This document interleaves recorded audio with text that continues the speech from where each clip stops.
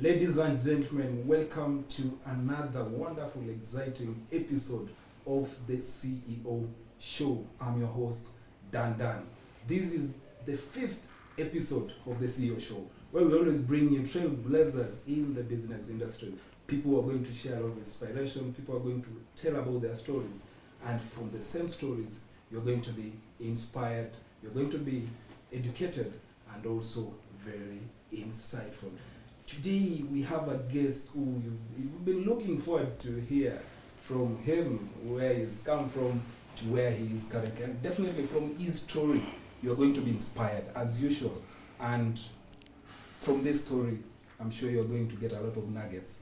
Our guest tonight is none other than the CEO of Delight Funeral Directors, Mr. Harrison GEITA, who from this story, we're going to derive a lot of inspiration. Mr. Harrison GEITA, welcome to the CEO show. We are so privileged to have you tonight. Thank you, sir. Thank you, Dan. Thank you. I'm grateful and glad to be here. Thank you. Yeah. A lot of people have been wondering, all of a sudden, delights everywhere. But before we go into delights and everything, please, I'm sure you have quite a long story from your background, where you came from, where you've grown, and let people know who is Harrison GEITA. Mm-hmm. Thank you, Dan. Thank you for inviting me here, and I'm so grateful for this show, the CEO live show. It's such a very important platform, and I can tell you that this is what people have been longing for. Harrison GEITA was born in 1983 in Kitale, Cherangani, the slopes of Cherangani. That's where the CEO was born, and was born in a humble family. I grew up, went to school in Kapsara Primary School, went to, of course, nursery, class 1, 2, 3, 4, 5, class 6. I got a red card, class 6. I don't know. Red card. Yeah, I don't know whether in your school you used to get a report card, and at the end of the term, it's written somewhere down with a red pen, not promoted. The remarks point. Yes, at the remarks point. So those are some of the challenges I ever faced in my life. And it's from that point that, I realized that I was not very bright as others, because getting a not promoted is not a joke. That was in class 6? That was class 6. Class 7, 8, of course, we sat for the exam. And I got 355 marks out of 700. That was out of 700? Yes, so that is slightly above average. So I can say it was exemplary performance. I joined Kapsara Primary School, secondary school, Form 1. Later joined C.E.O. Secondary School, Form 2, Form 3, Form 4. What made you move from the first school to the second school? I was still encouraged that I can become better, because at that particular time, the school that was famous in our village was C.E.O. Secondary School, which turned to be St. Francis High School, C.E.O. And so I sat for the exam, KCSE, 2002. Yes, and I got a C plane. I didn't get an A, I didn't get a B, I didn't get a C plus. I got a C plane. You were just an average student? Yes, I was an average student, almost below average. And that was my part of primary and secondary school. Later on, I got a job. My brother got a job for me in Kitale to sell petroleum products in a petrol station. So it means after Form 4 you didn't proceed? Immediately I went and got a job in 2003. He secured me a job to be a pump attendant. Okay. 2003. Yes. Yeah. But behind, in 2001, I gave my life to Christ. I got born again. And when I started working, because that job I was given by my brother, I had a move in my heart that I really did not need to work to get money. I would rather get like a Bible school, go study the Word of God and become a pastor. So you wanted to become a pastor? Yes, at that time. So I thought there was no need of studying. I mean working to get money. I just thought there was no need for money. What is it that made you have such a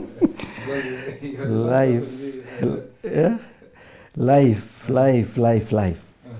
So I went to a Bible school in the year 2004, East Africa School of Theology, to study or pursue Bible and Theology. It's called a Bachelor of Arts in Bible and Theology.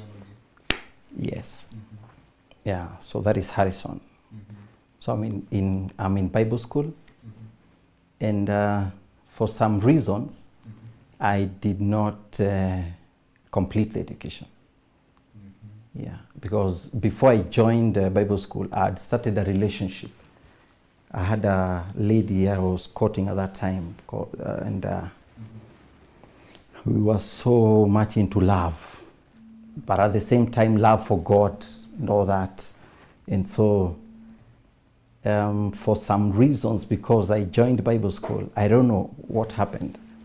That love for me stopped, and the lady told me that my interest for you is over. Both of you were in Bible school? No. She was doing her own business in town. They had a business in town. So she told me my interest for you, Imeisha. And so I got depressed, got issues with peptic ulcer disease. That means you are seriously in love? I was deep in love with that girl. Yeah, but when she said no, and because I concluded maybe studying to become a pastor, I would become a beggar, or that stereotype for pastors. Yeah, that they are beggars and they cannot do anything for their own apart from depending on people. So that touched me, my life, and I decided to stop Bible school. I went back to Kitale. But at that point, your family was very supportive in you pursuing pastorate? Bible and theology, maybe my mother, but not any other person. Yeah. So it was my own thing, and maybe my mother because she was close to me. Yes. So I dropped Bible school and I went back to Kitale. I concluded in my heart, I will not take my life because of a girl. Because she has said she's not interested in me. I will not take my life. At that point, it means you came face to face with depression? Yes, it was so bad. I had gotten into peptic ulcer disease and all that. I was seeing that big frustration, and I was seeing how the world is so negative and not welcoming. And so I went back and I faced my mother and told my mother, Mimi, I've stopped Bible school, mimi nitaka nifanye kazi. Kazi yangu yenye itanisaidia. Yeah. And so at that particular time, she asked me, what do you want to do? Nikamwambia, I want to fanya biashara ya kupasua mbao. Okay. Yeah. So the only document or the only paper that you had ilikuwa ile form 4? KCC, ile average ile average ilinifuata sana. So you see, that spirit hata ya kutomaliza Bible school bado iko na ile the essence of an average person. Okay. And it was so close to me, you cannot run from it. It is there. Yeah. And it is working in my head. You're average, you cannot do so much. You're limited. And you hate your colleagues when you mliweza pamoja, they hate his. Of course. People were flying, they were doing their good life. So I started kupasua mbao. Okay. Yeah, kupasua mbao. Back in Kitale. Yeah. Nanua miti, tunapasua na a friend of mine. We get some few coins here and there. Yeah, I bought my own power saw through the same because we had hired a power saw. Ile initial capital. Ulianza na ngapi hiyo kazi? Hiyo kazi nilianza na one tree. Mti moja nilipewa na my mother. Aliniambia kata ile mti. Tafuta power saw, pasua mbao, uanze shughuli yako, biashara yako. So that is the capital she gave me. Na nini ilikuinspire kwa hiyo mambo ya mbao? A friend of mine whom wako village huko. Kazi yake ilikuwa ni ya kupasua mbao, though the power was not his. But alikuwa so good in it. So I used to carry the kibuyu ile ya petroli, namsaidia, and so I got the interest, you know. Your story a pity party that I was an average person, I could not do anything. I got something to do. Yeah. Okay. And so we went on, tukapasua mbao na yeye. We bought our own power saw. Okay. And so tukakuwa partners. Tukakuwa Partners of our power saw. So nikamwambia tutakuwa tunafanyia watu vibarua. Tutakuwa tunanunua miti yetu, tunapasua, tunauza mbao. Yes. Si ile, you know, value addition kameanza. Now you are improving. And so tukapasua mbao. Kumbe hii biashara ya kupasua mbao is not a very good biashara. Why? Yeah. You know, every tree unakata hivi inaanza kulia. So wewe na maaskari, forester, unakuwa marafiki na hiyo watu. Utapeleka mbao but you don't get profits. I don't know how it is. Maybe because of natural habitat, I don't know. Okay. So life ikaenda hivyo. Tukapasua mbao. And then tukipasua mbao, a friend of mine mwenye tulikuwa na yeye Nairobi, a lady, alikuwa anani invite to preach in their church, Buruburu Chapel. So at that time you were still a Christian? Of course, I'm born again and focused. She came to Kitale for a wedding. Okay. Huyo lady who used to invite me to preach in their church. She came for a wedding in Kitale. And then she looked for me, akanipigia simu, akaniuliza, Harrison, where are you? Niambia niko Kitale. Can we meet? Yes. Tukaenda tukakutana na yeye.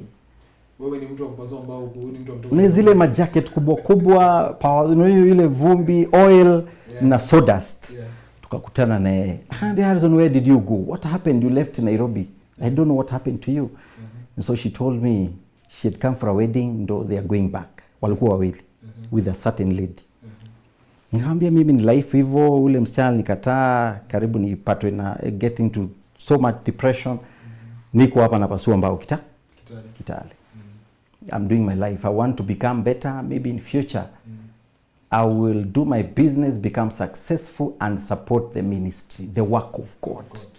Ile shame about pastors, ministers and the servants of God that they are beggars. God and create a platform whereby I will be able to support the servants of God. So that was your inspiration? That was my inspiration. I said I will do business. Niaibishe shetani. Na hii business ni ambao? Hii ambao hii. Now that you didn't manage to become a pastor, now you want to support pastors. Nitapasua mbao, I support pastors and the work of God. That's what I said. Ambia, sasa tukikunywa chai, alikuwa na huyo rafiki yake, ndio nikauliza, na mmebook basi ya kurudi Nairobi because ilikuwa majioni, kitu saa 2 hivi. Akaniambia bado. Nikamwambia sasa wacha twende niwabukie gari. So I picked the lady walikuwa naye, nikamwambia acha niende na huyu because yeye ni mgeni hapa. Tuende to book nini? Tuende to book basi. So tukaenda tukabook basi. Tukibook basi nikachukua namba ya huyo madam. Nikashika simu yake. Wakisafiri kwa barabara nikampigia nikamwambia mimi umeona nilipatwa na shida. Lakini mimi nataka tu I'm looking for a friend. Mwenye atakuwa rafiki yangu. Mimi niko huku Kitale, niko rafiki Nairobi. Yes. Umeanza kupiga sana. Hata si sana, I just needed a friend in Nairobi. Okay. Sina ubaya. Ulikuwa umeenda Nairobi? Sasa nilikuwa nimechapa Bible school ilikuwa Nairobi. Oh, the Bible school. East Africa School of Theology iko Buruburu. Nilikuwa nimechapa live Nairobi. Yes. Sasa ndio madam nilishika simu yake nikafinya my number hapo ndani. Akaanza, where did you get my number? Nikamwambia nilichangamka nikafinya namba yangu kwa simu yako. Oh, without bila kujua. Nikamwambia mimi nataka tu ukue rafiki yangu. Akaniambia na wewe si umekuwa heartbroken, si heal kwanza. Ujitibu. Unataka kuingia kwa mambo mengine. Nikamwambia hapana, I just need a friend. Yeah, not a lover. Sasa tukaendelea hivyo. That lady is my wife today. Huyo tulikuwa na yeye. Ulimpeleka stage mara ya kwanza. Yes. She's called Mary Ngonyo. But siku hizi anajiita Mary Harrison. Okay. Yeah. That's now how you met your That's how I met this lady. Okay. Yeah. And God has blessed us with 3 children. Oh, nice. Ezra, Elsie, and Ethan. Oh, that's nice. So that is Harrison. So she saw you ukiwa in that state. She saw me nikiwa na majacket zile za mtu wa power saw na kibuyu ya petroli na ile kitu inaitwa 2-stroke 2T. Yeah, ile ya kumix kwa petroli ndio petroli yenye pesi. Sasa ile siku ile ulimwambia because I'm seeing this lady from Nairobi, well polished. Yeah. Sasa ile siku ile ulitupa hiyo swali. Kwanza hiyo siku alikuwa amevaa leather jacket. And another dress mzuri ilikuwa ina meta hivi. You see this dress hii inakaa kama ya watu wale wa UK. Alisema I would rather have a friend like this in Nairobi. Mimi nilikuwa jacket yangu. Akaniambia wewe heel kwanza wewe. Wewe ponya hiyo roho yako. Okay. Yeah. So you grew your friendship until so we grew our friendship. Tukaendelea. And nikiendelea kupasua nikawachana na kupasua mbao kwa hiyo kazi kwenda kwa mzito, nikaanza kazi ya taxi. Okay. I became a taxi driver in Kitale town. Okay. Later on, by the help of my brother, alikuwa pia na mataxi. Into DV. Akani inspire kufanya kazi ya taxi. And I bought my own taxi. Ulikuwa unaendesha mtu kwanza? Yes. Actually, nilikuwa ninaendesha gari ya my brother. Partly. Okay. But I got inspired and said, hey, bro, si naweza nikakuwa na yangu. So he helped me, tukachukua loan, we bought a vehicle. Okay. Na nikakuwa na taxi yangu.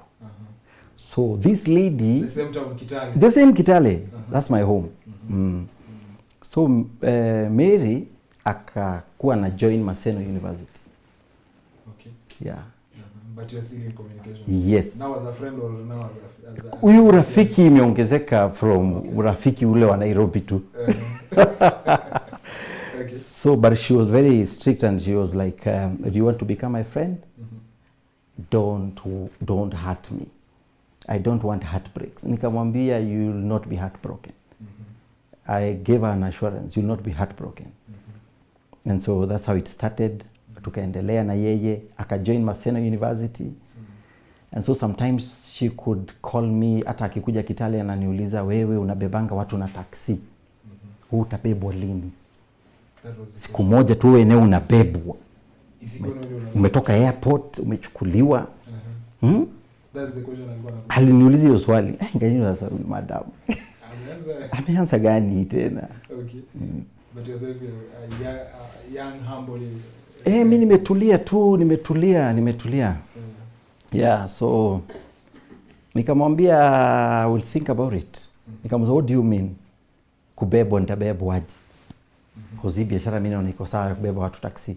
Mvua ikinyesha haraka umechukua watu mwapeleka home. Gari yako unaendesha? Yeah, my own. Which was the first? That was Toyota 100. KAP 645Q. Yes. You can imagine jamaa hapa so ametoka kwa so kuna gari. And it was 95% loan because mimi sikuwa na pesa. Brother yangu aliongeza pesa kidogo na mwenye gari akatupatia loan. Na my brother akaniambia wewe pambana na hii loan ulipe hii gari yenyewe ama ichotwe. So you 95% wewe ukaona kimbiza the financing bit. Lakini sasa ni hiyo local financing. Financing ya your own. Mtu wenyewe amekupatia pesa na sasa kidogo mwenye gari amwambia nitawavumilia kidogo. Okay. Yeah. And so tukaendelea hivyo. And you still had the inspiration that one day you want to support the ministry, you want to support the pastor. Hiyo kitu iko bado kabisa in my heart. I want to become a successful person who can sponsor ministry, the work of God. Okay. Because of the passion I had for God. And so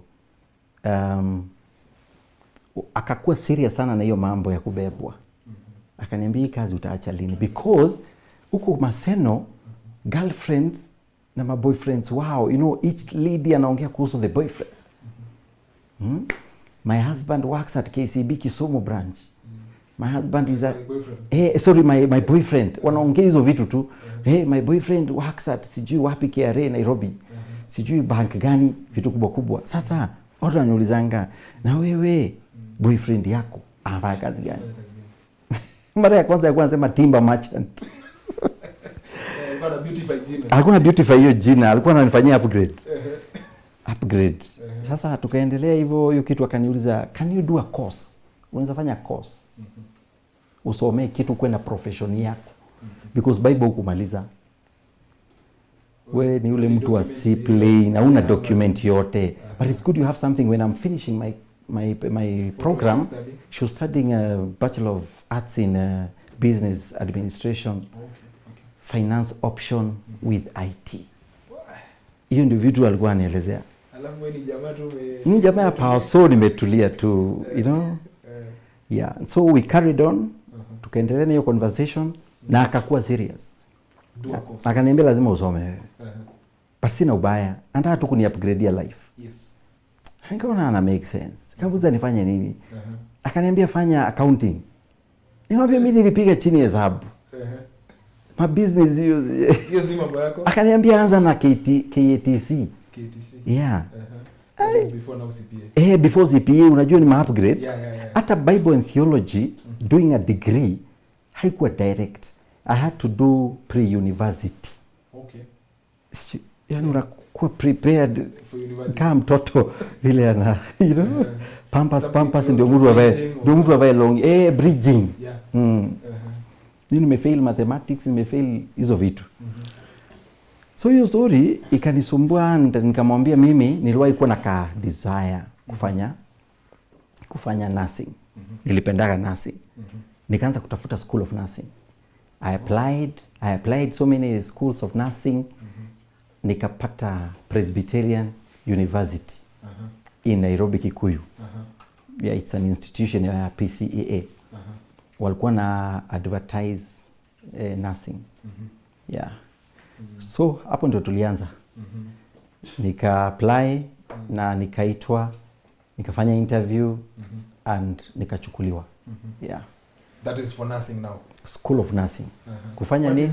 What is it that inspired you nursing to do nursing? Nursing ilitokea through my sister. My sister is a nurse. Oh. She was working at Outram School of Mission as a nurse. Hata aliwahi nipeleka nifanye interview ya nursing before nifanye hii ya petroleum. Nilifanya interview ya nursing. But juu ya kuokoka sana, being in the fire of God, nikaulizwa maswali ile interview ya nursing. Unajua ni biology, hizo microbiology, story na human anatomy and all that. Wakaniuliza mambo ya infection prevention and control. Mimi nilikuwa naongea to the power of God and the Holy Spirit. Wewe bado uko wewe ni pastor in the making. Sasa hao mama, wakanipiga chini bwana. Nikapiga chini hiyo interview. Ukazama. So unajua kwanza story ya infection prevention and control. Yes. Mimi naongea vile Mungu huwa anatenda miujiza. Miracles. Wakaona there is no correlation between these two. Jamaa hata tuchelewesha.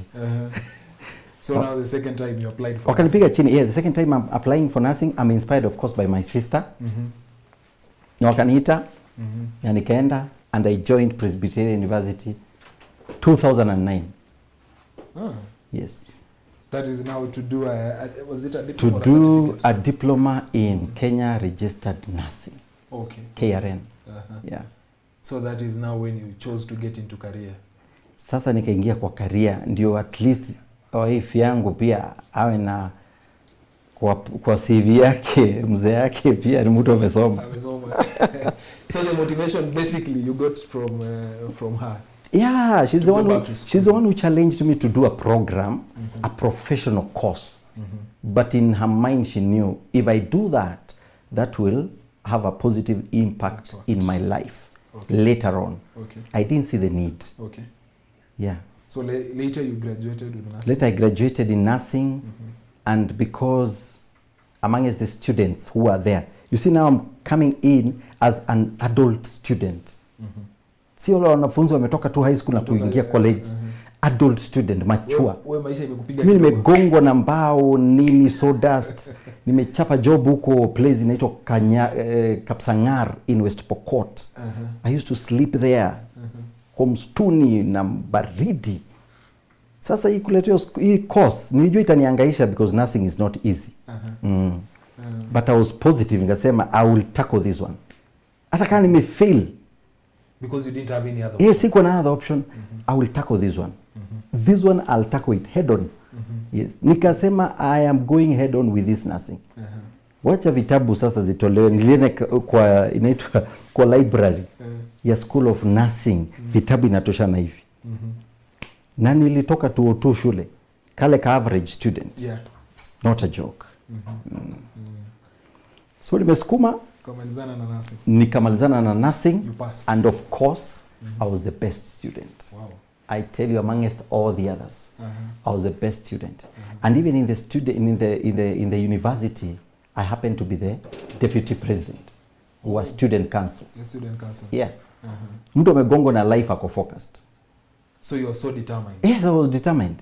I became a student leader. Yeah. Na tukasukuma.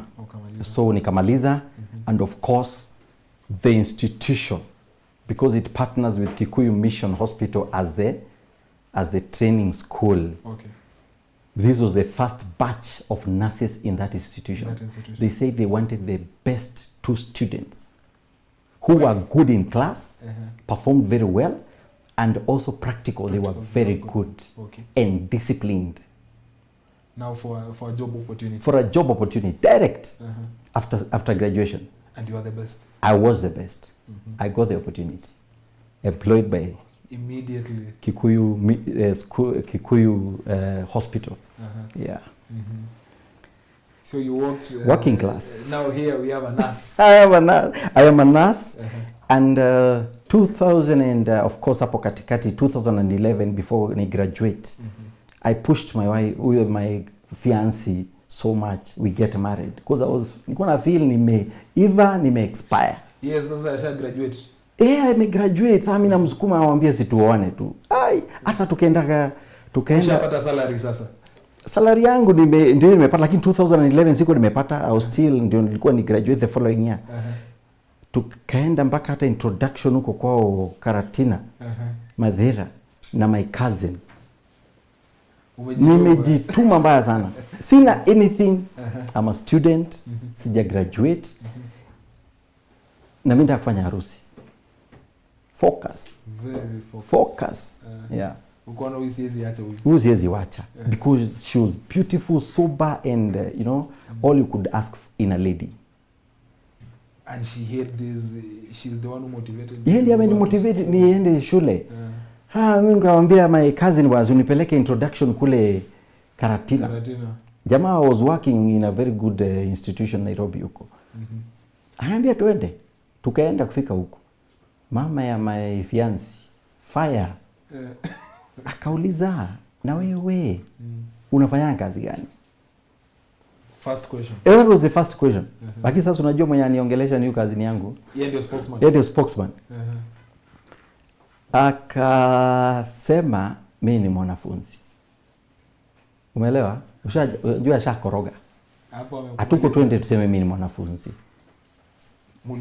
Tuko tuseme tu mimi ni mtu nimefanya shughuli mingi, mabiashara ya mbao, taksi na zinginezo. Kasema ija akachoma. Mama akakasirika akasema na wewe si usome umalize ndio ufikirie mambo ya kuoa hii msichana. Unajua she's the only daughter in a family. Yeah, family of 6, she's the only daughter. Precious. Kila mtu anamwangalia. Tena ni mwerevu. Very sharp. Kupindukia. Alikuwa huko Udhaya Girls akapita. Yuma shule yote alisomea. Yani she's very sharp. Na mimi unajua jamaa average. Wajamaa wakanipiga scan na brothers wake nini na mama wakaongea. Wakasema na hii jamaa asome. The problem, my cousin mwenye alikuwa ende anitetee, my spokesman. Akaambia mama na ni kweli ujamaa asome. Wacha asau hii maneno. Na tumeenda wawili bwana. Na matatu mpaka huko. Tumpanda matatu. Tena matatu main, tena tushuke tupande ingine. Yeye anajua anaenda kuniongelesha. Akaambia mama hii jamaa asome. Alichoma mbaya sana. Mama akasema na hakuna harusi inafanywa hapa. Akakwambia rudi darasa. Jipange.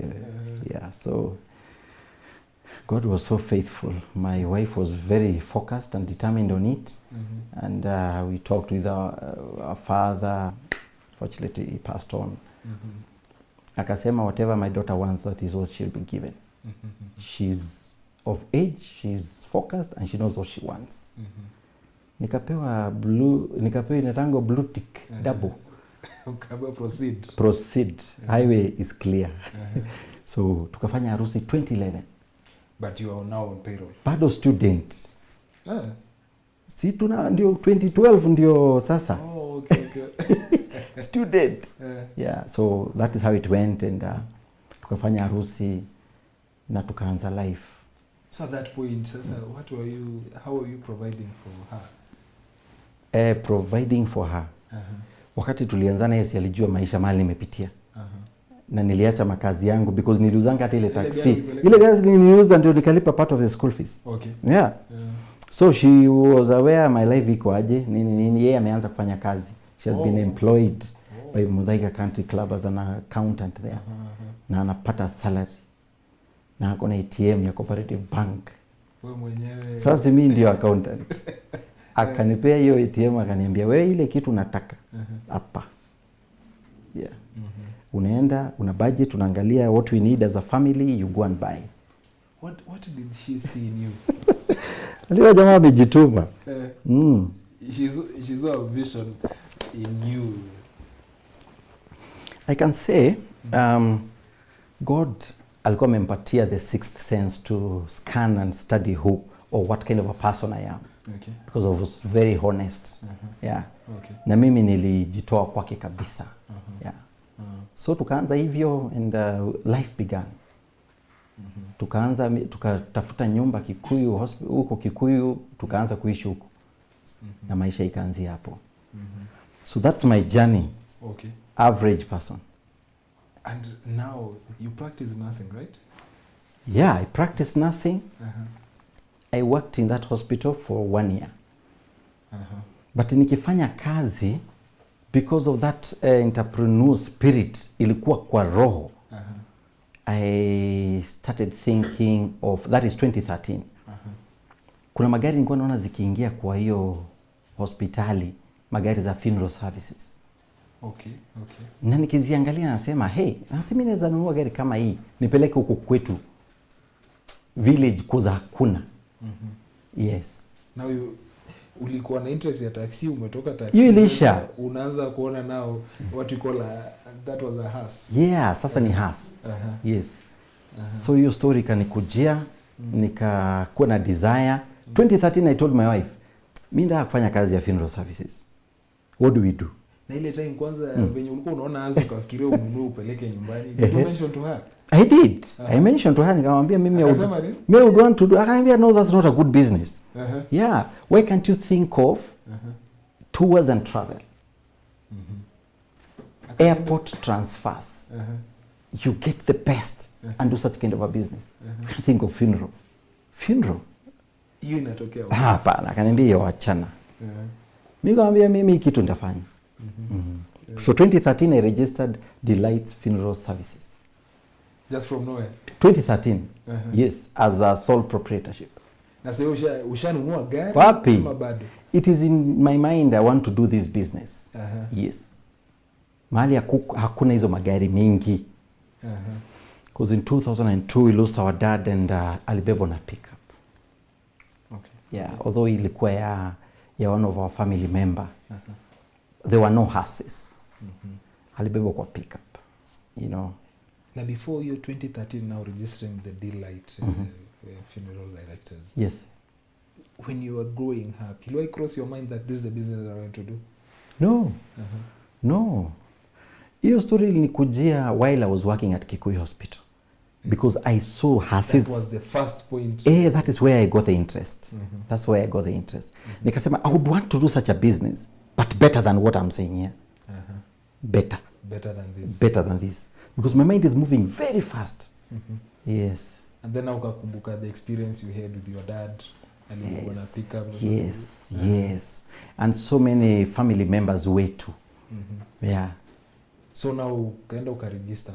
Now by that time your wife had agreed that let's do this. Alikubali shingo upande, but alikuwa anasema wewe fanya tours and travel. Tuko tunaenda Masai Mara. Tuko tunaenda Zanzibar, tunaenda wapi, vitu international. You know, she's thinking very fast. Me, I'm thinking slow, lakini naangalia where mambo, this biashara, unaona hapa ndio hii biashara hii, you know, like in Kikuyu kulikuwa na so many of them. But I said, if this is done in a place mahali haziko, how would it be? Okay. So after registration of the company name, and before even registration, did you create time to interact with somebody who was doing that business before registering? Yes, I did. What was the feedback?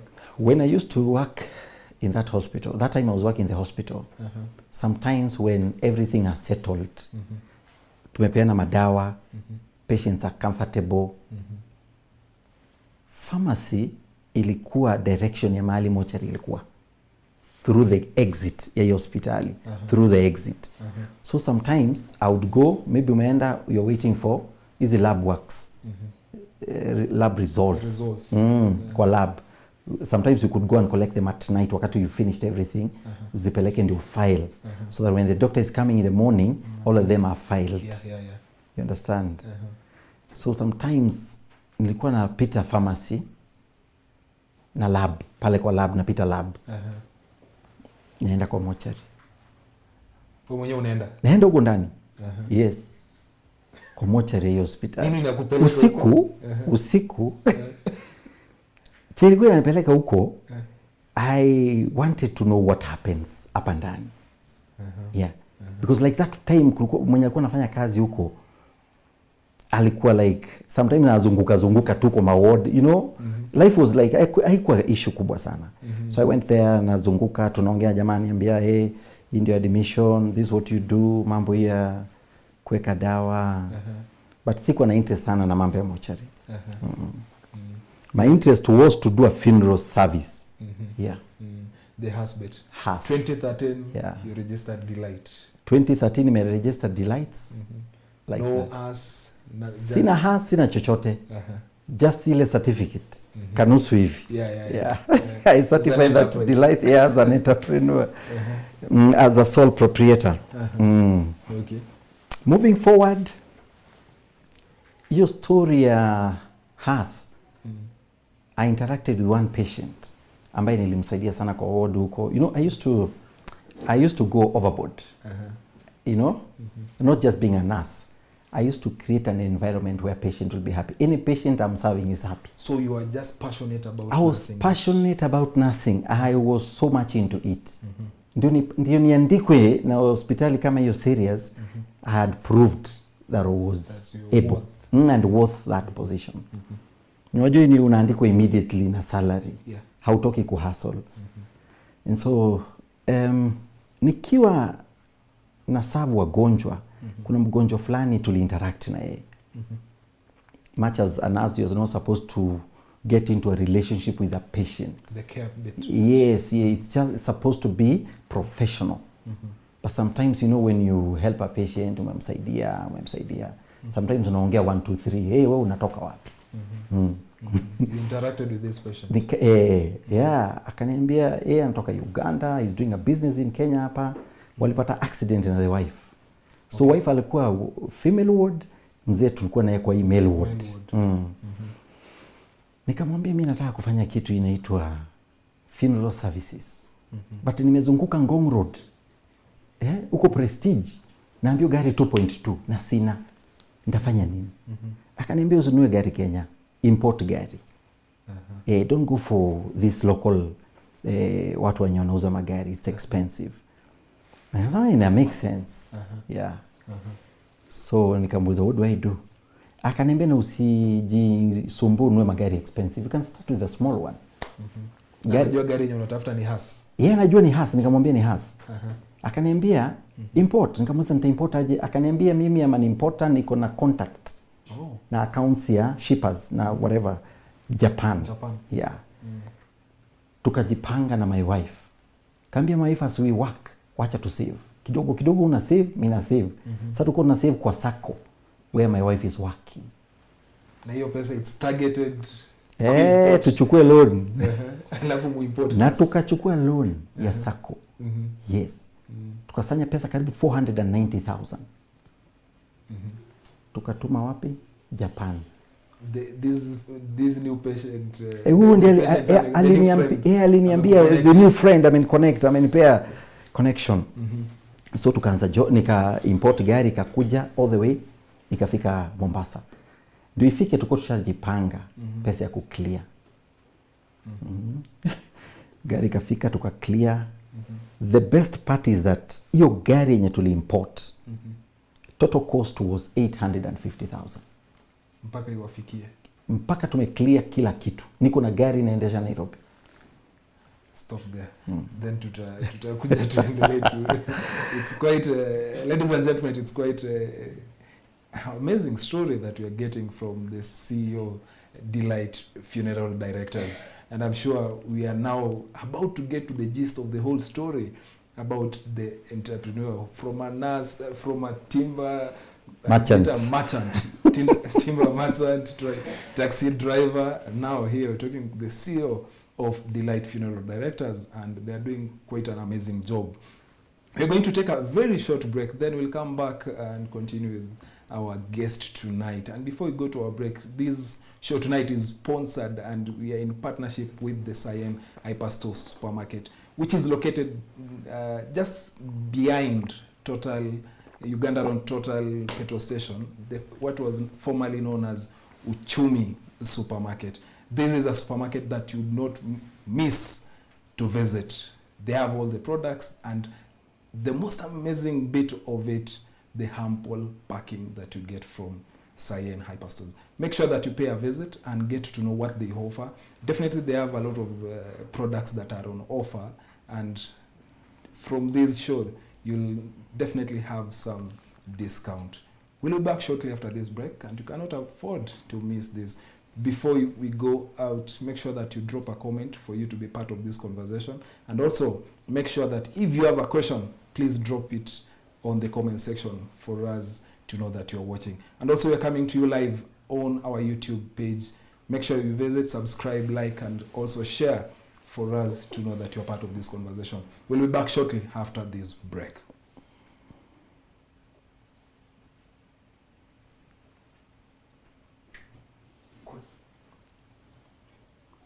Iko sawa? Iko sawa? Mic yangu iko na shida?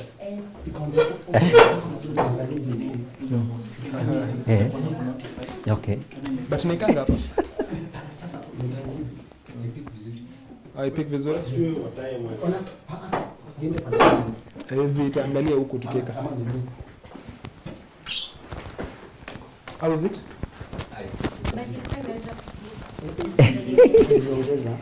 But now maybe against the head against iko perfect. Lakini kwa sawa.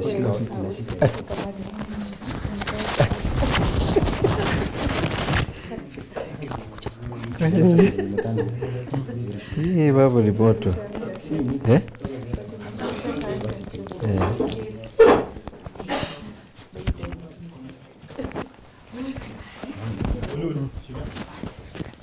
Kunywa 1 liter. Kunywa 1 liter. Ulishare? Kwa Delight. Nilishinda kushare kwa Delight. Siweke live kwa Delight. Weke live kwa Delight. Delight. Traffic iko? Nimeshare zinanishinda. Sijui kama nina go through ama inaenda. So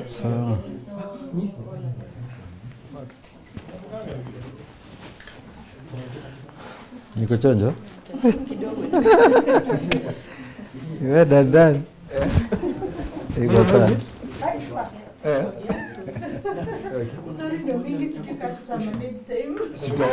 Now we are going to the bit of it, but the background was very important. You got the questions?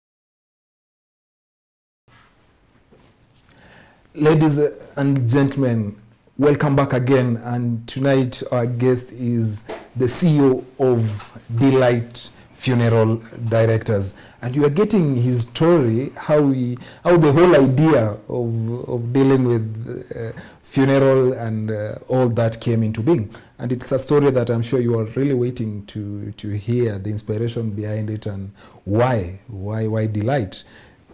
Mr. Harrison, yes, here we're talking now about the hearses in Kenya. Yes. You just imported the first hearse. Mm-hmm. Okay. Yes, I've imported the first hearse. It has arrived, and we're in the process of now doing a conversion to make it a hearse. Okay. So in Ngara, that's where that business is done, conversions, matatus, two matatus, hearses. It was a Nissan Caravan. I didn't go for a Toyota Hiace. Okay. Toyota Hiace was very expensive, even in importing. Okay. So it was a Nissan Caravan. Okay. The same length, same volume, it looks the same. Only that this is Nissan and this is a Toyota. Because Toyota market price was higher, even in importing and Japan. So Caravan was low in price. Cheaper. Yeah. Okay. And of course, it did not have a very good name. But by faith, I went for that vehicle and I told God, I want to start this business. You go with me. Okay. I asked so many people and they told me Nissan Caravan does not have a good name. Okay. Don't dare. I went to garages and mechanic and they told me it's not a good thing. Na ikiharibika usitulete. Yeah. But by faith. But now, by the time you're bringing this first, it is you and your family who had endorsed this business? How did your siblings talk of your mom? How did they take this idea? At that time, I had not even shared with my mother or any of my siblings that I want to do that business. It was just in May, and I shared with my wife, and it was that. Yeah. So you were going to church at that time? Yeah, I was going to church in Nairobi. Yeah. Then ukaambia pastor kuna gari nataka tuombe. Hata sikumwambia. Okay. Sikumwambia. I think mixed feelings and reactions. That time I didn't share so much. It was a family thing. Yeah. So when the vehicle arrived, when we wanted to do a conversion, someone approached me akaniuliza, na hii gari mzuri sana hii, unaweza niuzia? Yeah. Ukamwambia? Nikamwambia, you interested? Yes. Akaniuliza, unaweza niuzia pesa ngapi gari? Nikamwambia 1.3 because that was the market rate at that time for Nissan Caravans. This is a car that you had imported at around 800,000. 850. Akaniambia, can you take 12.5? That is 1,250,000. Nikamwambia yes. We meet tomorrow, we do the business pale Prestige. Auja convert bado? Bado. Tumeshapata baya. Nikamwambia my wife, hey, kuna mtu anataka kununua gari. Do we go for it? Nikamwambia yes. Sell it. I don't want you biashara ya funeral.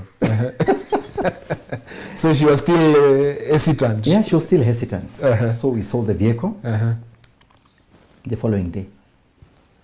And you make a profit of $500,000. Yes, I made a profit of almost close to $500,000. Hi.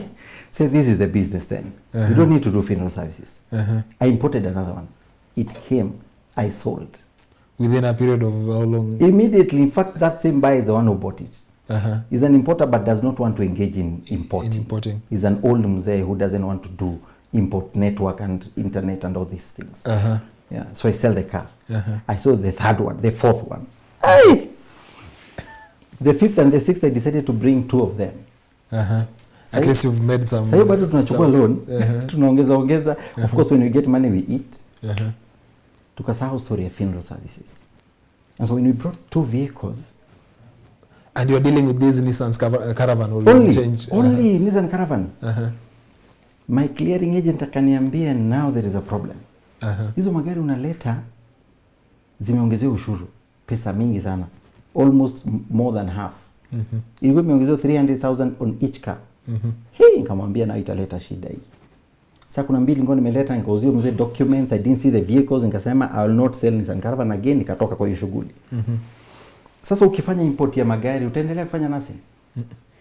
You bado long gone. I left work. You resigned? I left work. I left work because I could not mix the two. you know as a nurse uko na schedule na program na duty. Sasa wakati mimi niko kwa duty ndio clearing agent ananiambia gari imefika Mombasa. Ukoona this is now unaenda Mombasa unaambiwa network ya NTSA iko chini, gari itatoka leo. You have to spend another night and another one. So it did not bring me into good books with the employer. Yeah. So that is how you left employment. Nikaacha employment nikakuwa importer. Dealing with cars. Motor vehicle import. So along nikaacha Nissan Caravan nikaanza kununua. One of my brother wanted a pickup. A single cab. I brought him na tukaunda pesa. Not bad. I decided to bring the second one and the third one. When I was bringing the third one at gunpoint, I was carjacked. Where? Yeah, hapo Mombasa Road. I carried some passengers. Mombasa. This is a new car that nimetoka nayo Mombasa, nimechukua nikabeba hapo Miritini 2 passengers. Jamaa niambie ni driver wa lori na conductor. Nikawabeba nikakuja nao mpaka Nairobi. Hapo karibu Imara Daima. Wakati wa kuwashukisha wanakataa kushuka. That's what at night. At night it was around 10 p.m. Kidogo gangsters kwa mlango yangu na gun. Watu wamejaa kwa gari. Na hivyo ndio niliwrestle with them kidogo, nika request have a young kid achane na mimi, go with the vehicle. Sasa tumepata mtoto. Gari kaenda. Gari iko na insurance. Ilikuwa na KG plate na third party. So we lost everything. Yeah. You could not even trace. So I went back home at night. My wife was glad that I was not killed. Kaniambia gari imeenda, but I'm alive. You're alive. Kaniambia we have another day to fight. Yeah. That was an encouragement. The next week is when my senses came back of doing funeral services. I remembered I'd registered a company. Inaitwa Delight. So I went to one of the banks. Tukaongea, wakaniambia we can finance you. Bring pro forma invoice. On Monday. Gari maybe last week, on Monday following week nilikuwa nimejipanga tayari. Una focus, very important, because sometimes you don't have to look. I mean, ile self pity the setbacks. Yes, setbacks. Mimi nilijipiga dust nikasema no, not stay here, I need to move. Yeah. I approached the bank with a pro forma invoice on Monday. On Friday I had a vehicle. Of course a Nissan Caravan. I bought a Nissan Caravan. For this course. For this course now. Nikaenda nikafanya conversions immediately on Friday. Because on Friday is when I got the vehicle. I provided the documents on Monday. Friday I had a car in my hands. I drove to Kitale. That was now the destination where you wanted to do this business. Yes, 2015. Yeah. Your gari Caravan usha convert to a 2015 it's a Haas. KCA 850X. Yeah. You had gotten a place ama unaenda tu you are going. Nilienda tu hivyo. Nilienda hivyo, nilisema mimi nitaenda huko. Of course my people were there. Nilisema nitaenda nikae huko. So I went to Kitale. I drove the whole night. Kafika Kitale, I met with my people, mwambia sasa mimi nataka kufanya kazi ya funeral. My sister. That is your family now. Yes. My sister. Unajua unakuja kufanya nini? Hawako najua, but nilikuwa nauliza hey, ni aje hii biashara anaweza fanya huko? Akaniambia iko sawa, kuja ufanye. Yeah. Getting to Kitale. Kitale. Okay. Kitale nimeingia. I don't have a house, I have a car. I went to my sister Nchota Bida. Akani host kwake. Nilikuwa nalala sitting room. Ukapaka hasi nje. Napaka hasi nje mpya. Niko na jamaa conductor. Huyo analala tao. Mimi nalala kwa my sister kwa sitting room. Asubuhi tunaamka tunaenda job. Nilifanya kazi sana. The first day ukapata kazi? Gari mpya. KCA mbele ya KAV, KAT. Okay. That is now how you grew. That's how I started funeral services. And so I was very keen, cautious, because this is a very sensitive kind of a business. Okay. It's not just like any other business. Okay. It's a business, you're talking of promises. You promise a family, when you give me your money, I will be there in your lowest moment. Mm-hmm. I will be there to offer the service that you want. Mm-hmm. Yeah. Mm. You understand? Yeah. Mm. So at this time now, how did you? I just want to know the reaction of your mom. How did she receive this? That this is the business you want to do. My mom, of course, she was happy. Oh, surprisingly. Oh, she was happy. Any mother would be happy if a son wants to enter into anything. Okay. Yeah. Uh-huh. She was happy, and she told me, of course, she prayed for me. Mm-hmm. And I prayed for the business. I told God, use me as a vessel Mm-hmm. to touch the many lives, Mm-hmm. to touch the many people who are mourning, Mm-hmm. to be an answer, Mm-hmm. you see. Okay. Because business, funeral is one very sensitive business. It's true. Yes, it's not just about money. Okay. Yeah. I realize that everyone who comes to you, everyone who pops into your office, they come crying. Uh-huh. They enter to the office, the casket is there, they start crying. Uh-huh. So this is not someone you want to add more pain, Mm-hmm. you know. So you need to handle this family care. And because, Fast forward, that was in 2013. 2015. 2015. 2015 now. 2015. Yeah. 2024. Mm. Daylight, a big company. Yeah. By the grace of God. You have branches all over. By the grace of God, we've got branches all over. Branch in Nairobi. We started now in Kitale, of course. Mm-hmm. Went to Bungoma. Mm-hmm. I got a manager in Bungoma. Mm-hmm. Then opened a branch in Eldoret. Mm-hmm. Opened another one in Kisumu, Mm-hmm. Busia, Kericho, Mm-hmm. Nairobi. Mm-hmm. Yeah. Now, managing all these enterprises, Mhm. what is the major challenge that you find in the business that you are doing currently? Mhm. The major challenge, of course, the major challenge we have is like the product that we have. You see, the product, we've decided to offer a product that is different in the market. Mm-hmm. And of course, the product is not cheap. Mm-hmm. And the challenge comes here. People feel like funeral is becoming very expensive. Mm-hmm. Yeah, Mm-hmm. funeral is becoming very expensive. Mm-hmm. Mm. So the people accepting this product, and also because that is what is keeping you at the edge of the market. Yes, yes. And being probably one of the leading companies in the SEM. Yes. So it means people fear to invest in the SEM.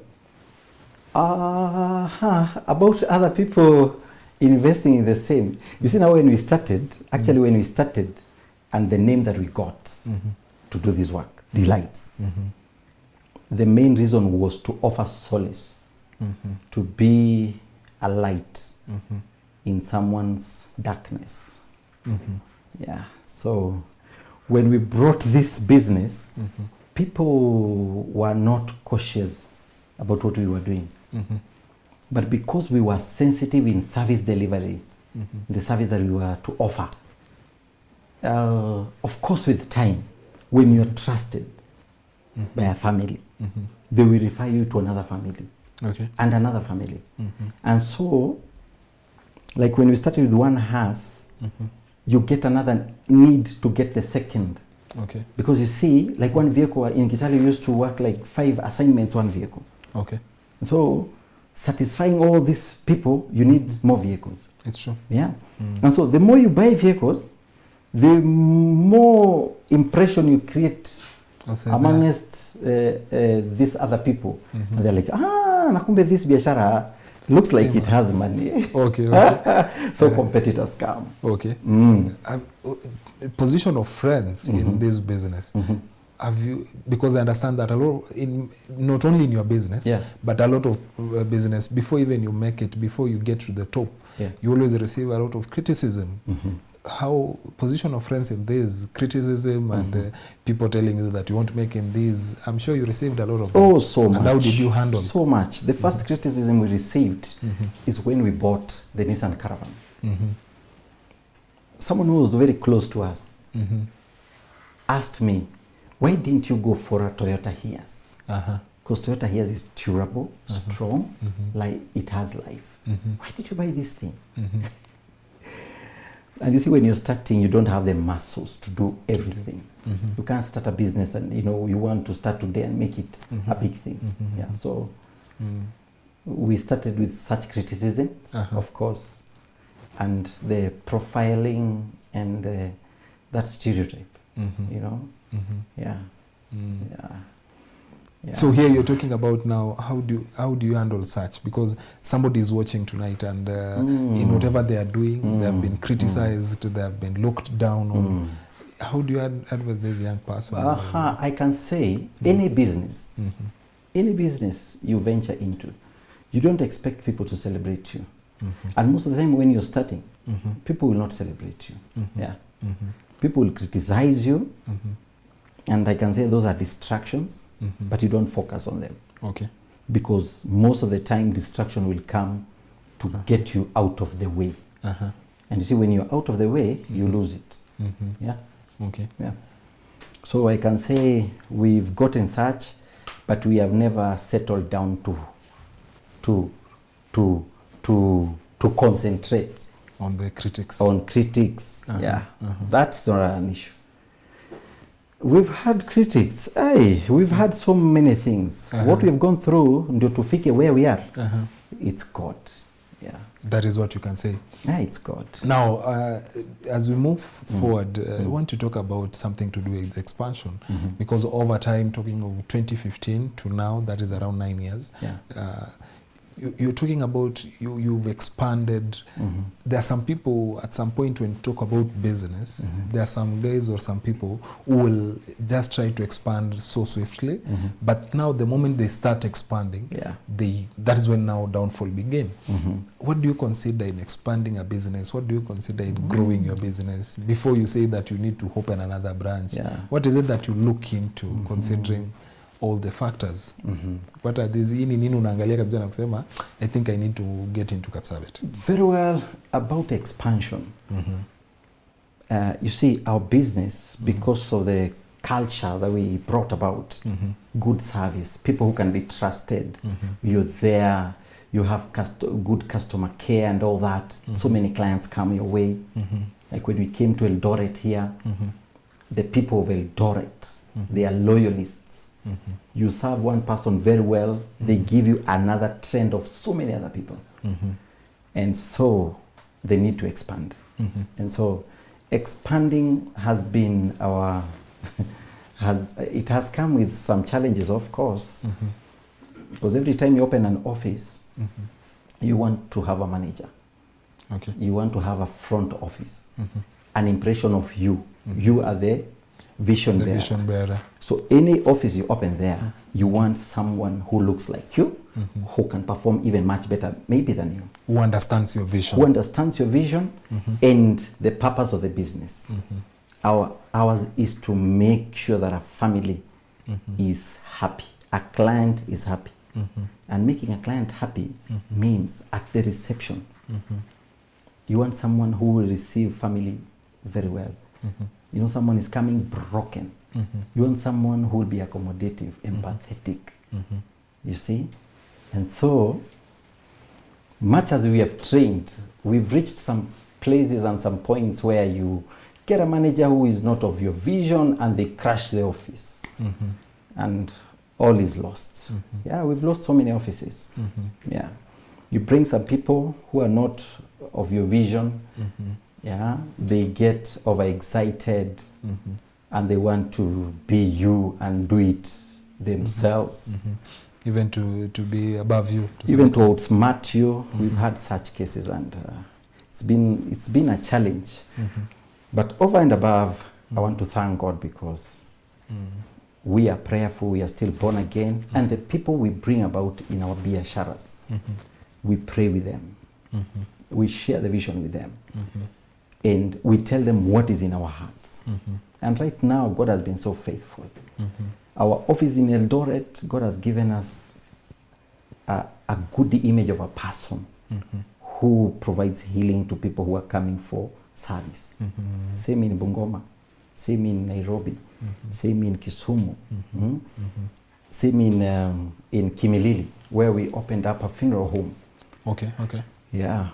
So So you That have a funeral home? Yeah, in we have Kimilili? a funeral home in Kimilili. Mhm. We started a funeral home in Kimilili, and we thank God the person we got to put in that facility Mhm. has our image, has our vision, Mhm. and they are running it. Mhm. Yeah, but I can tell you expansion is a problem. Mhm. It's a problem.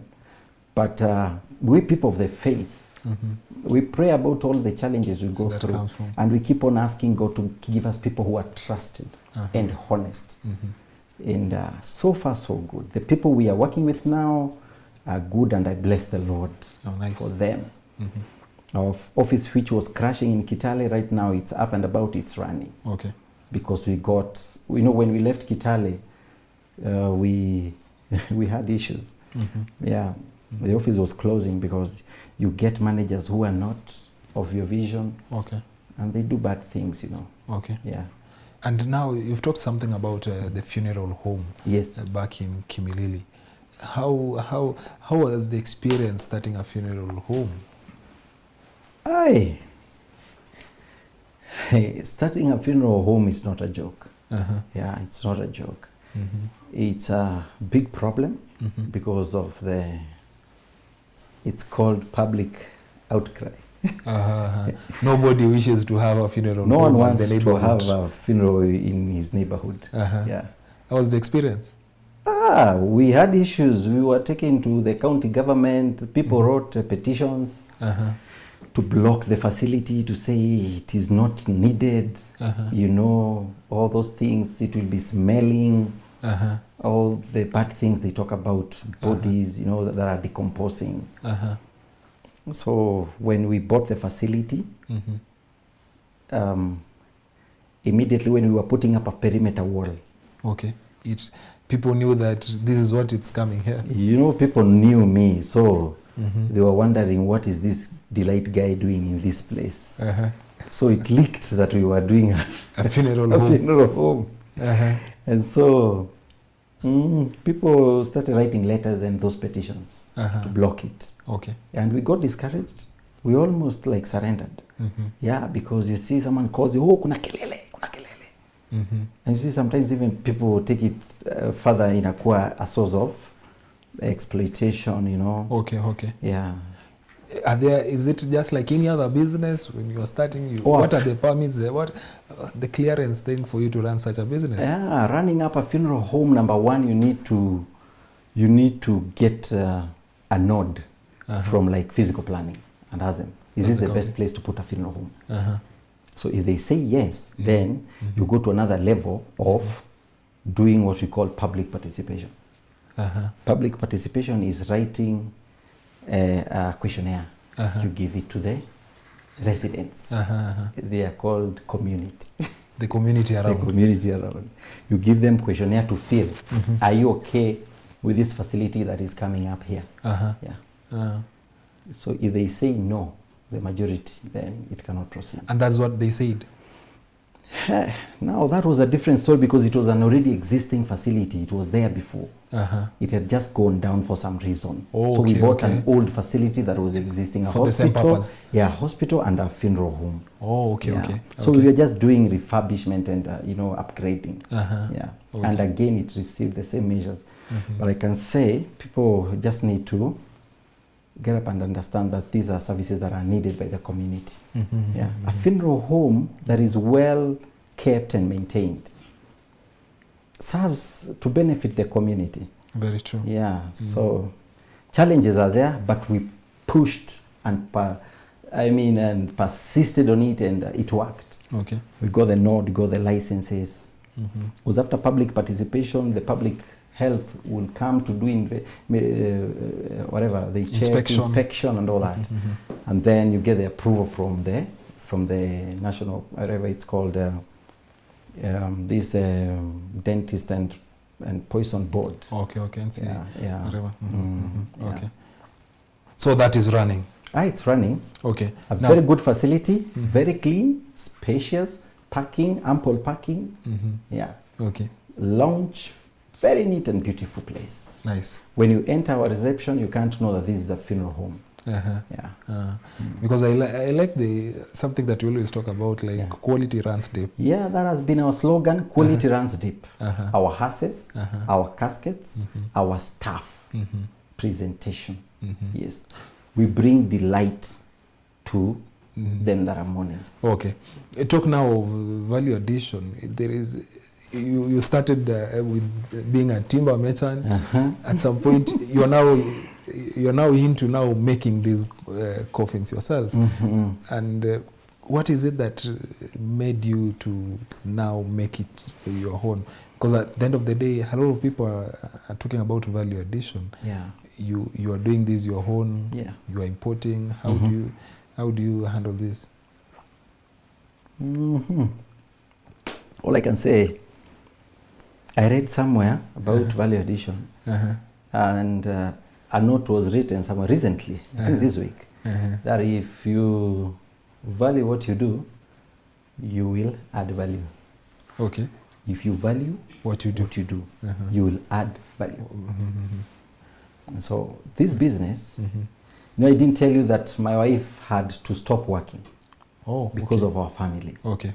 She had to resign to come and join me in Kitale. And so when she came, she insisted that we need to make this thing formal. I need an office like where I was working. Okay. Remember, this is a graduate. He's being employed now by a timber merchant, nurse who did not work for so many years. Now you need to create her space. Now I need to create her space. We get an office. Now an office is empty. It's just a plastic chair and a table. So when the clients are coming, they want the hearse. Our hearse here is new. And then they're asking, where can we get a good coffin?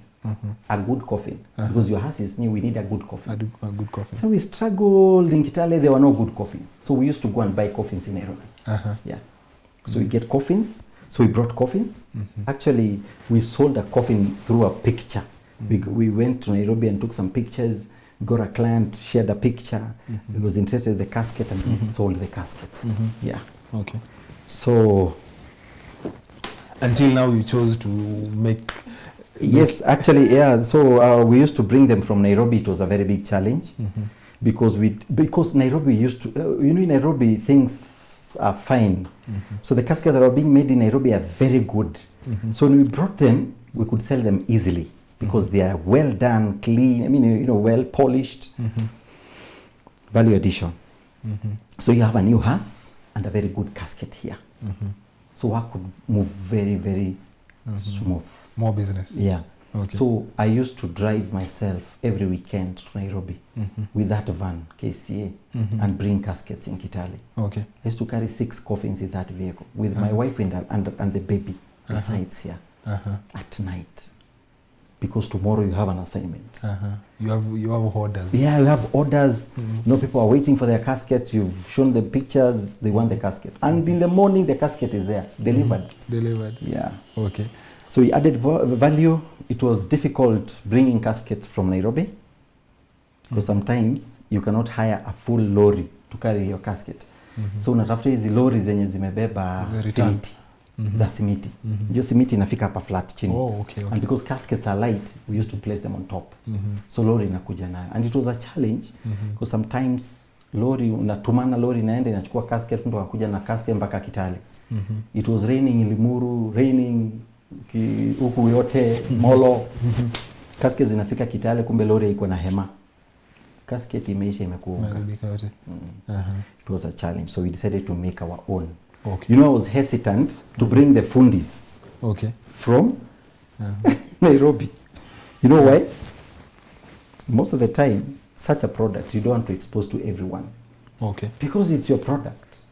So you have to guard it. So you need to guard the fundis, make sure they are not exposed. So that you have a very unique product. Yeah, my mother was telling me, why are you struggling?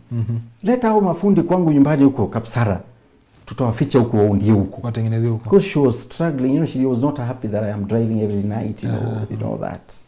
So you got the fundis and get So ikafika mahali competitors, because we had started and all was well in Kitale, competitors came over. walinikujia. So many of them. So I decided, let me bring the fundis. And so I decided to make our own coffins. Okay. And on top of that coffin now, when someone comes, they need a coffin, they need a dress, they need a suit, they need a dress, the gown, and all the dressing for the ladies, you see. So those are the value additions in our service. You saw business from all this. Yes. You went into event planning and management. Yeah, now on top of that, after now selling a casket, someone tells you they need the suit or the gown. Then they tell you they need a tent. You see? And that is how now we got into events planning. Yeah. Okay. So we So brought... it's all about seeing an opportunity and venturing into the same. Yes. Now, all these, Mr. Harrison, what is your principle in management? Having all these running and ensuring that, because I understand you're a very hands-on person. Yeah. And sometimes I get you on the act of doing this. You're the one driving, having all these fleets, sometimes even being on the ground, setting up tents, what have you. Yeah. What is your principle in management in business? Because a lot of business come down because of failure in management. Yes. Like I was saying, being there when all these things are happening, at least I'm able to supervise. Like every morning I get to the factory to supervise the casket that we are producing.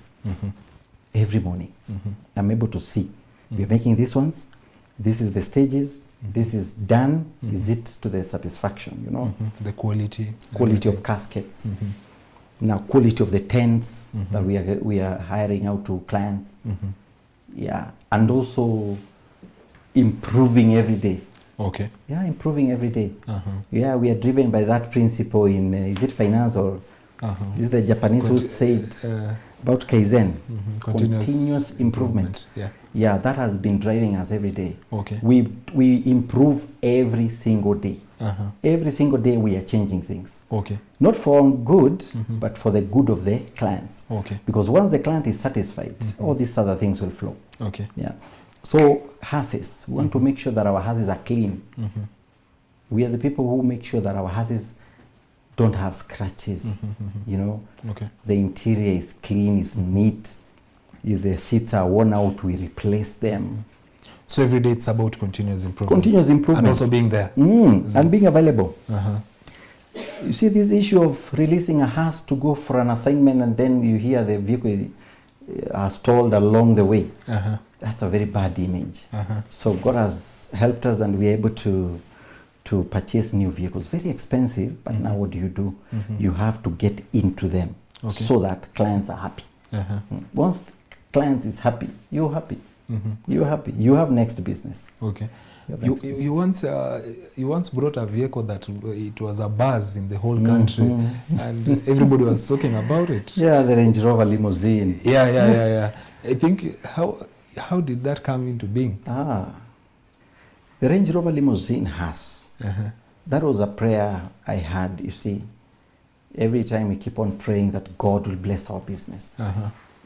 There's a question that people have been asking every day. How do you people pray for your business? What is the content of your prayer? How do you pray for a funeral service? Yeah. Every day we pray that God will give us divine ideas. Fresh ideas. Ideas for the season. You understand? Yeah. And so one day I had a prayer in my heart that God, would you expand our territory? Yeah. Make our business better from one glory to another, one level to another. In a certain church, and I committed with God and asked God, would you give us a limousine? This you had it in mind. Well, I prayed and God gave me that idea. It came in my heart and I committed with God and I told God, if you do this to me, I'll do this. Yeah, that was a covenant with God. Good. Yeah. And so we brought the limousine and it was all over. It was all over.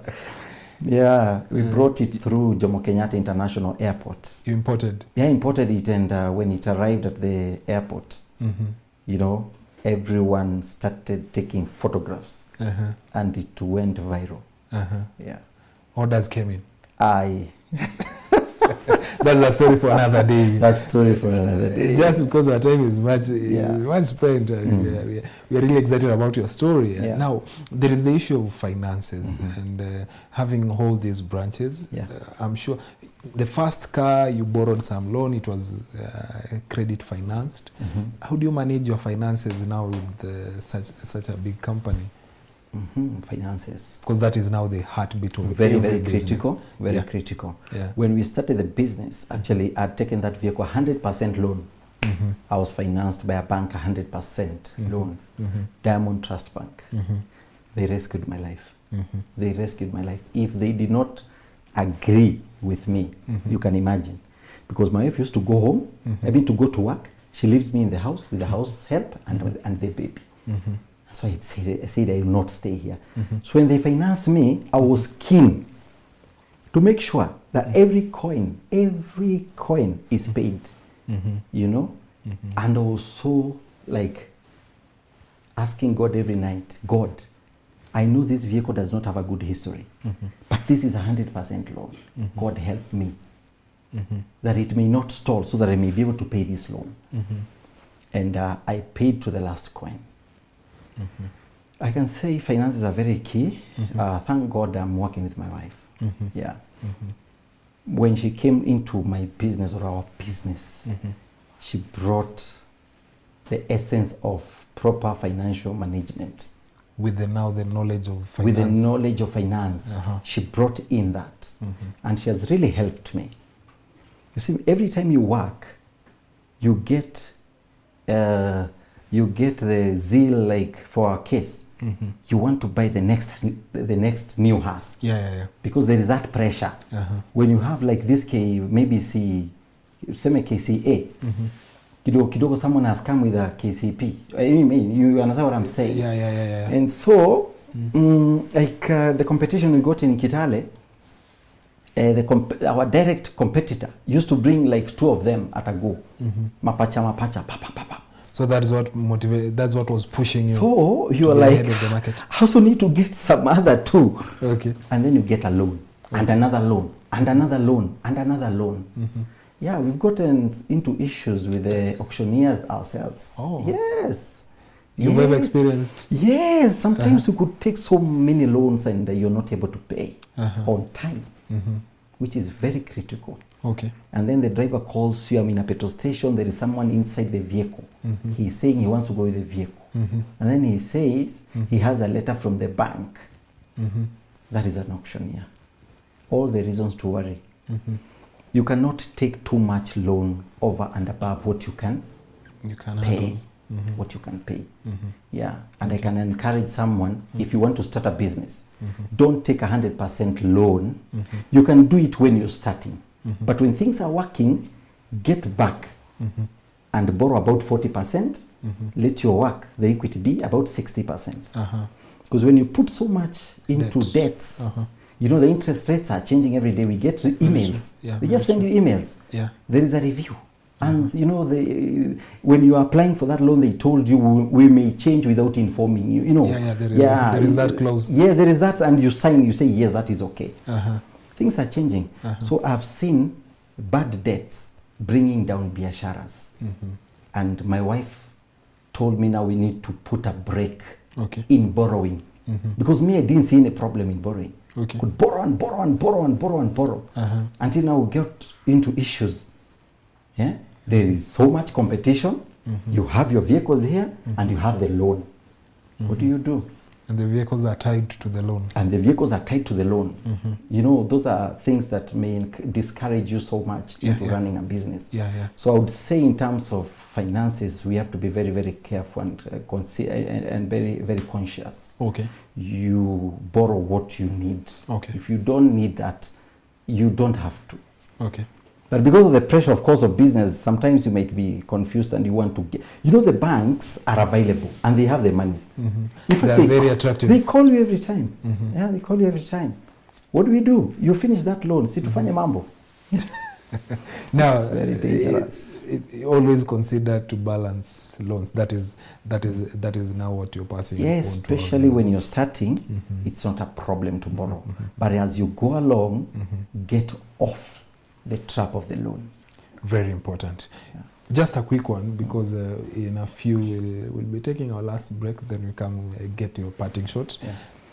You've talked about your wife and the place in business. Mm. Now you are here, she's there. Now, how do you balance now? You get to the office and now you say that we need to get professional.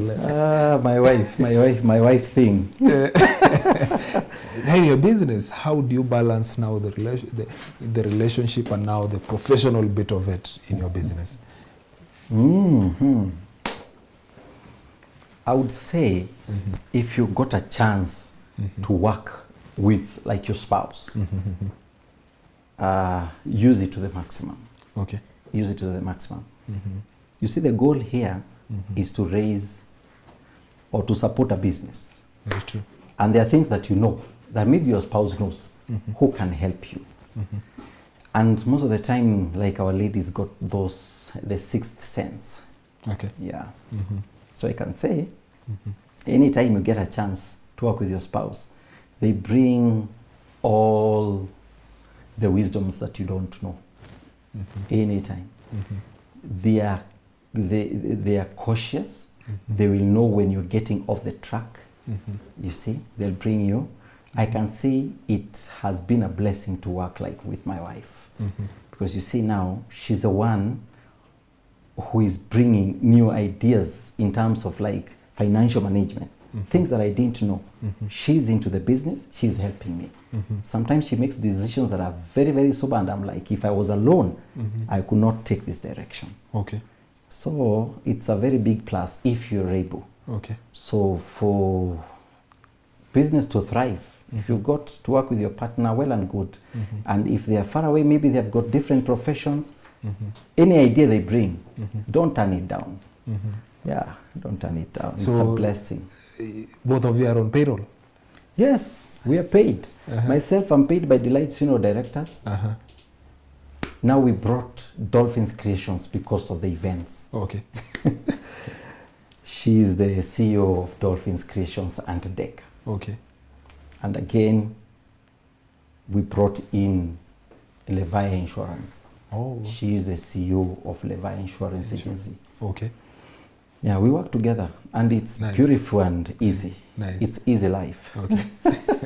So, ladies and gentlemen, I think from that, at some point, we'll need, going on forward in the future shows, we'll need to have her here as the CEO of Dolphin, and also so that we can see this lady behind the successful CEO. They say behind a successful man, there is a woman, definitely. There is a woman. Hope we'll be featuring her in the near future.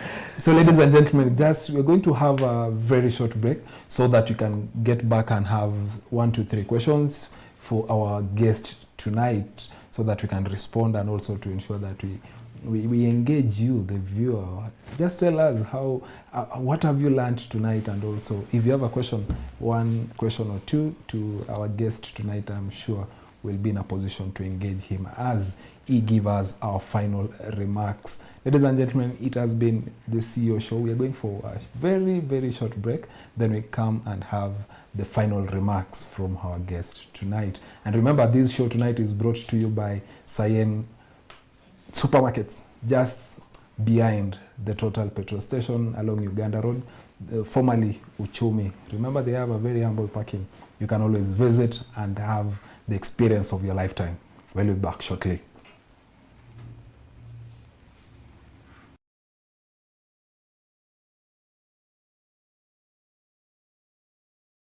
Habari zenu, tuko hapa C.E.O.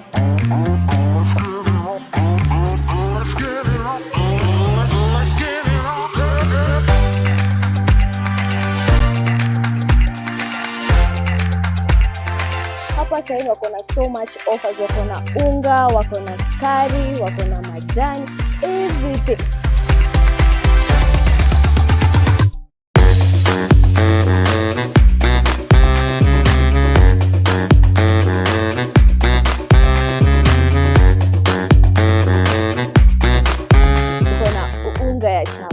Mandazi, bakery nayo, kila kitu hapa ndani.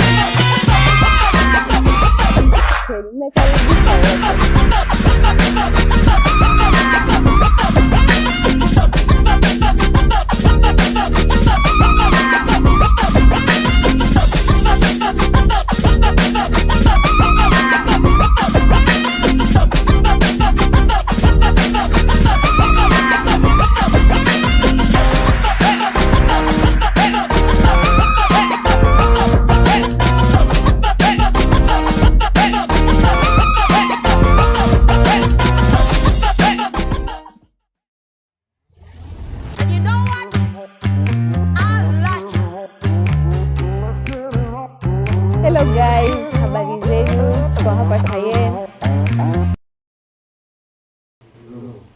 Ladies and gentlemen, welcome again to the CEO show, where tonight we are hosting one amazing person, Mr. Harrison GEITA, who is the CEO of Delight Funeral Directors.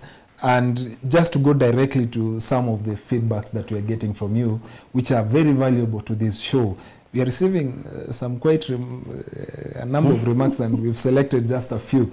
Talk of Emmanuel Kiplimo. This is a very and a nice inspiration. It means somebody is watching.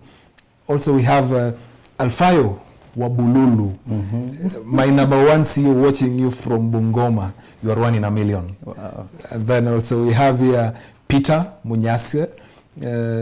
What a testimony, from grass to grace. This is amazing. Dennis Munene, the big man is a fighter. I think we've seen the whole story. Indeed, you are a fighter, Mr. Harrison. Another one here is from Victor Chesoli, saying, powerful CEO, we salute you. I think these are just a sample of some remarks that we're getting. And indeed, you are a very powerful CEO. This is a salute from a viewer. And then there is this interesting question from Edward Kibet, who is asking, when do you say that business is booming? Or business is good? At what point do utafika wambie mtu, hey, biashara leo iko sawa? Aha. At what point do we say that biashara iko sawa ama inabamba? Ama iko unasema kama si corona. Everybody nowadays anasema hiyo time ya corona, yes, business was not good. Aha. What inspires us most or makes us very happy and in celebratory mode is when a client gives you a call and they say that we were very excited and delighted. You know, your services were top notch. That is what makes us happy. Yeah. And we receive gifts, by the way. Oh. Yes. After funerals, people come yes, we and say, receive thank you, gifts. Delights. Our drivers, ourselves. Yeah. I can remember there is a certain lady, mama, who we offered a service. You know, they were very happy that she even went to a point of asking me if I have kids who are in school, if I can give a school, it's called what? Yeah, school fees. Yes. To pay part of our school fees of our kids. That was the offer. I'm telling you, that is what makes us happy. You know, when a client gives a call and say, you gave us the best. Your driver is amazing. Your manager is 1 in a million. Those are the things that makes us so happy and celebratory mode. Okay. Yeah, and it happens every time. And at what point do you say that business is bad? Business is bad. Of course, the reverse of the same. Okay. Yeah, sometimes you get a call that your driver maybe was not the one I expected, the way he was dressed or something like that. Okay. And it happens sometimes, you know. Okay. And we keep on improving every day. Every day. But I can say we receive messages, we receive of appreciation. Yeah, even in print media. In print media. Yeah. You receive appreciation. To acknowledge that Delight gave us the best. You did a good job. Yeah, good job. Okay. Where do you see Delight in there? What is your next move? Delight's next move. As I said, funerals are becoming very expensive, and so we ventured into affordable, meaningful funeral services. Okay. So we started funeral insurance. Okay. Yeah. Okay. And so the cost of funeral have gone very high. Okay. So we have brought in Levaya. We have brought in Delight's funeral cover. Oh, okay. Where you can get our services at a very cheap price. Okay. Like you can access our limousine, a Range Rover limousine, at 16,000 shillings. Okay. Per year. If you pay 16,000 shillings, you can get Range Rover limousine has an imported casket. You can get all of our top-notch services. Okay. By paying an insurance. Okay. And so in this case, you are now insuring against death. Yeah, not insuring against death. Or to meet actually, that is the case, but it's a cover that shoulder you from the cost that is rising in burial expenses. Okay, okay. And so it's a burden that is being lifted. So I would encourage anyone. Who are the beneficiaries? Yeah, parents-in-law, main member, children, Okay. spouse. Okay. At only 16,000, you're able to get our Range Rover limousine house, a casket which is worth 350,000 at 16,000. That is now premium per That's year? a premium per year. Okay. That's a premium per year. Okay. So we are praying that God will take this thing to another level. To another level. Whereby the whole country will adopt the process of paying a premium and not going to pay cash for a service. Okay. Yeah. So that they secure their final cost. Right. Yeah, their final expense. Okay. Yeah. Oh, nice. I think to that, we can have now your parting shot to this young person, to this person who is looking forward to venture into the business that you are doing, or even another business, startup, be it, and all those. What is your parting shot as far as business my is parting concerned? shot would be go for it. Okay. Nothing stops you. Okay. Go for it. Nothing stops you. It doesn't matter your background, whether you are average or below average or slightly above average. Okay. You can rise up, shake the dust, and take to the highest level that you want. Nothing stops you. Like for my case, I was not in anywhere. You could not give me any value. But you see, by the grace of God, I realized that I've got the potential. Okay. So young man there, when I was a student at Presbyterian University, we used to invite inspirational speakers. Like there was a time we invited Pepe Minambo. He's the one who wrote the book, Get Inspired Before You Expire. We brought him into the institution and I also got inspired. Okay. And so this time also, I want to tell you that you can go beyond where you are. Shake your dust. Start up a business, put God, get measures that are correct. Don't take too much loan. Get a loan that you're able to start with. Run with it. Go to the highest level that you can. Okay. Look at Delights right now. It's all over the world. We are doing repatriation. Repatriation is bringing bodies from all over the world, outside the country. From someone who was a power saw merchant timber businessman. Yeah. So it doesn't matter your background, your family, where you come from. As we came from a humble family, though my father was a businessman, but we were not like business mogul or big names, you know. But I charted my way out of my parents. I did this thing with my spouse, and this is where we are.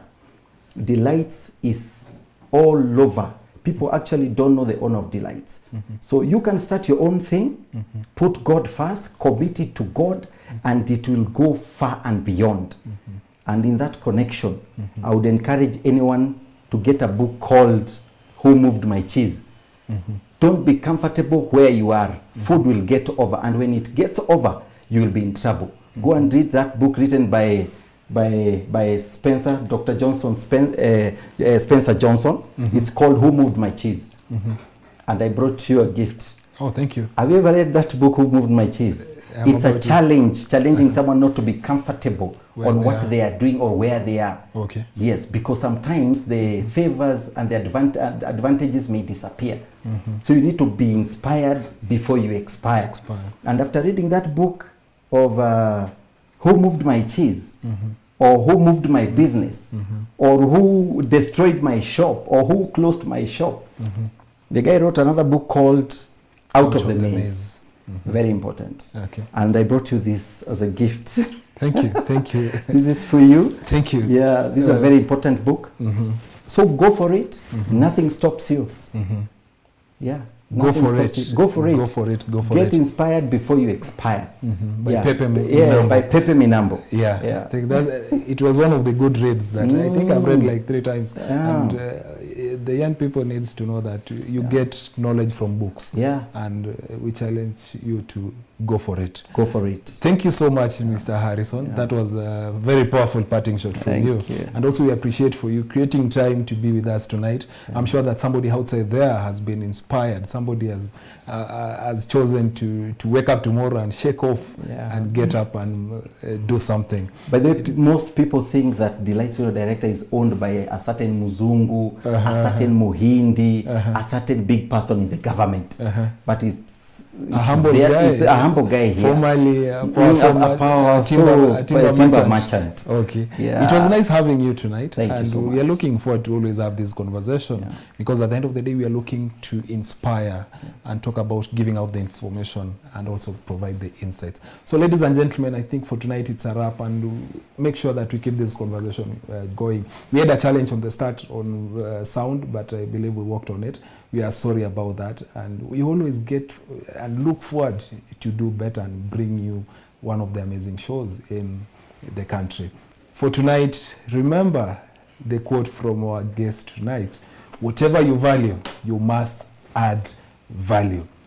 Next week, same time, same place, with another amazing guest that we are going to have. Look forward to it. On Tuesday, from the same time, that is 7:30 to 9, we'll always be here to provide you amazing and always inspirational stories. And we always look forward to that moment. The CEO Show, it's until another time. And we appreciate our sponsor for tonight, that is C.E.O Supermarkets. Make sure you visit there for us to know that you are there. Thank you. Until another time, it is a wrap. I was your host, Dan.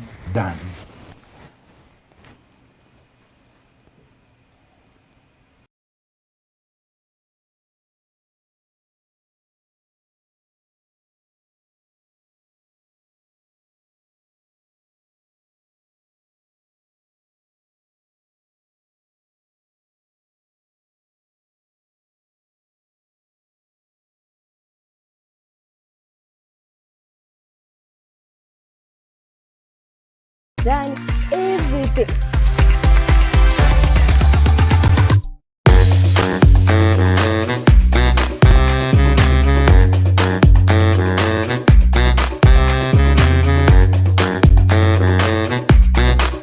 Tuko na unga ya chapo, mandazi, bakery nayo, kila kitu hapa ndani.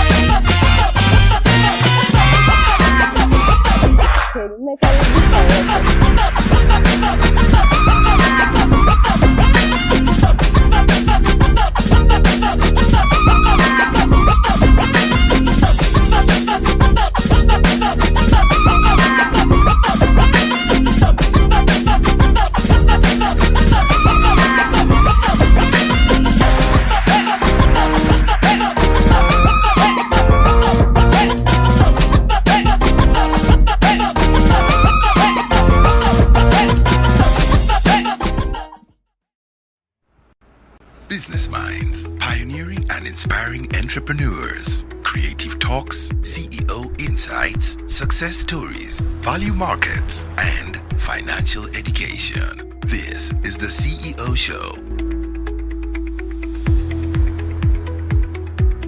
Hosted by Dan.